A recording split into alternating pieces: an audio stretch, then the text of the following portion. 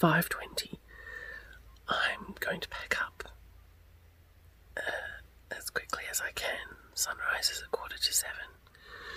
So I'd like to be on the water before sunrise. I'm camping quite close to some shacks, so I have had a very early night because I didn't want to draw attention to the fact I was here. So I've been in the dark for, since sunset yesterday, so almost 12 hours now. So, ready to get going. Just going to pack up with my red light on.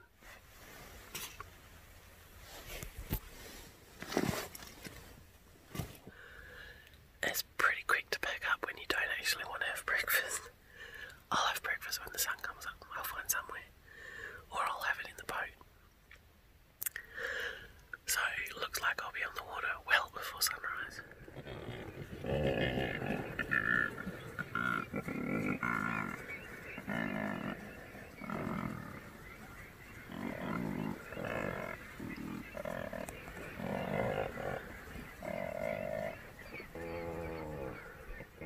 First light has just popped up. I think it's going to be a pretty spectacular sunrise today. It's a little bit chilly, but not too bad. And there's a whole heap of pelicans just flying around me, which is unexpected.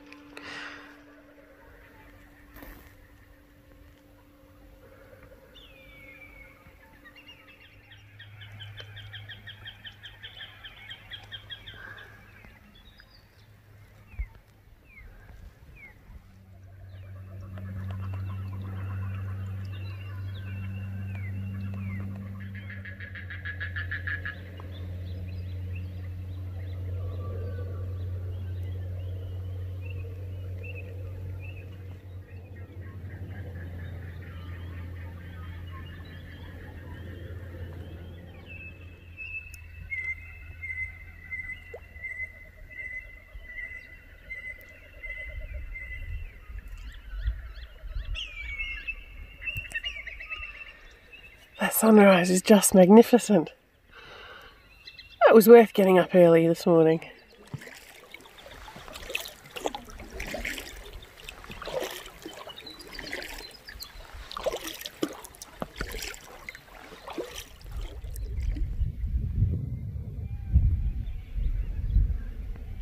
So what was a beautiful sunrise, because of the clouds, is now a rather chilly morning because of the clouds. I can't feel my feet. I chose not to put my neoprene socks on this morning, and that was a very silly choice. Oh well. So, as the sun came up, all along this bank, I discovered that there is Crown Lane camping. So there's a lot of people camping. However, I could have camped knowing that I wasn't only 50 metres from someone's shack. So I do have the wind behind me, which is lovely. The current is flowing beautifully, which is lovely. So I'm thinking I will stop for brunch. I haven't eaten yet. I'm getting a little bit hungry. Let's hope some of these clouds burn off and the sun gets high enough to get through them. Ooh, it's so cold. Okay, I just had to check the weather because, gosh, it feels like it's got colder than when I took off. So it was almost 6 degrees Celsius when I launched this morning. It's now 4 degrees. It's a bit cold.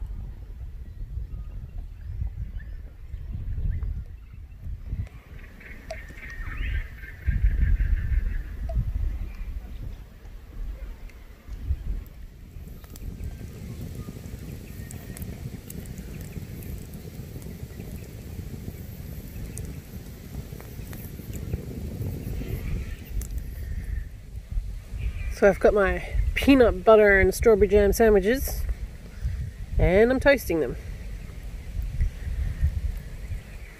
Ooh, should be good. There you go. Perfect.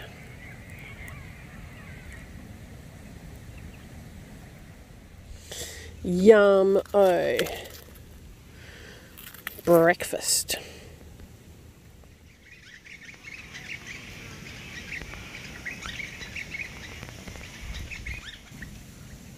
It's 9:45 now, so I've stopped for an hour, but I think it was worth it. I can now feel everything below my knees, which is great. And I am boiling a pot of water so that I can have some warm water when I get into camp tonight without having to put the Trangia on straight away. So make the most of the coals that I've got from the fire that I used to warm myself up and cook my breakfast. So my little campfire was there. It's all doused, buried and covered over, so you'd never know I was here. Okay, time to load her up and keep going. Well, I'm very glad I did that. I have warm dry feet, warm dry ankles. I've put my wetsuit booties on, so hopefully my ankles will stay warm even though they will get wet. And the weather has taken a significant turn for the worse. What that means is that the wind's picking up, which is good because it's going to push me down the river. But it also means it's very good that I got myself nice and warm before this bit. Because if I was an hour down the river, I wouldn't have stopped. I would have just kept going until I found a spot. So, very glad I stopped. I really should do that more often. Start before breakfast, stop for breakfast. Alright, well, let's go make the most of this wind. So yesterday, there were shacks as far as the eye could see. Today we're back in the bush, which is great. It's still private land for the most part, and there are certainly still plenty of shacks. But there is some nature, which is nice. You don't feel like you're being watched the whole way down the river, which was a little bit weird yesterday. I guess I gave them something to look at. There it is, 296. We are now in the 200s, well over halfway.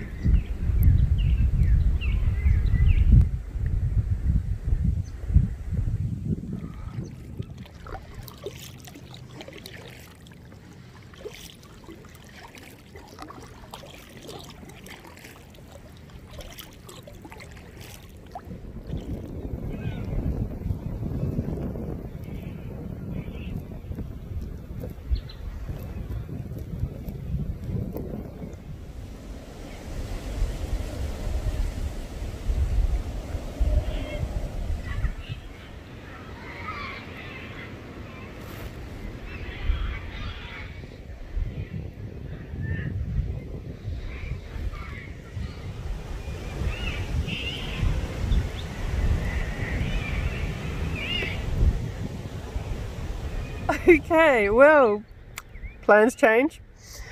Because I got up so early this morning, and even though I stopped for a couple of hours for breakfast, I'm almost at Blanchetown, and There's been very few campsites. Most of them have been inhabited by people in houseboats. So I'm now only just over 4 kilometres from Blanchetown. And it's only 2 o'clock. So I'm going to call it. I'm going to finish at Blanchetown. I mean, that was always my destination anyway. I'm a bit tired, let's be honest. And I will have done 30 k's for the day by the time I get there. And it's cold and it's windy. And when you can, why not? I feel a little bit like a piker, but I have paddled 30 k's today. Well, I will have. Ian's agreed to pick me up a day early, which is very nice of him. I really appreciate that. And he is on his way. So I now have to paddle 4 kilometres, just over 4 kilometres in an hour. And so I meet him in time so I don't keep him waiting. Strange section. Very strange section. Lots of lovely flat ground, but lots of reeds or lots of houses. So nowhere to camp. I did pass a lot of nice campsites this morning. So if anyone is paddling between Morgan and Blanchetown, I'd highly recommend doing 20 k's a day, so that you're somewhere in the middle there where there's plenty of campsites. And I assume that's why there's plenty of campsites. Alright, let's see if we can beat this rain and head into Blanchetown. This must be where ferries come to die.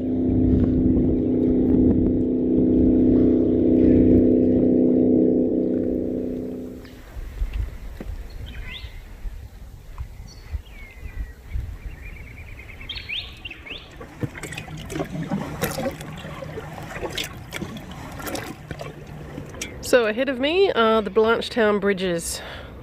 The one on this side is the new one. The one on the other side is the old one.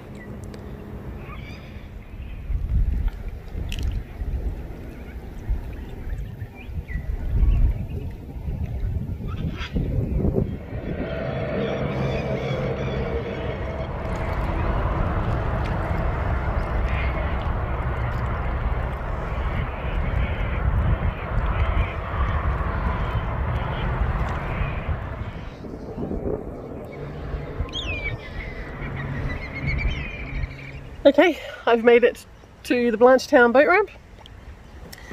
30 k's for the day. And I beat Ian, which is good. So now I will start pulling stuff out of my boat and wait for him. It'll be a few weeks before I get back on the river, but it will be Blanchetown to Swan Reach, probably, on the next leg. Okay, see you then.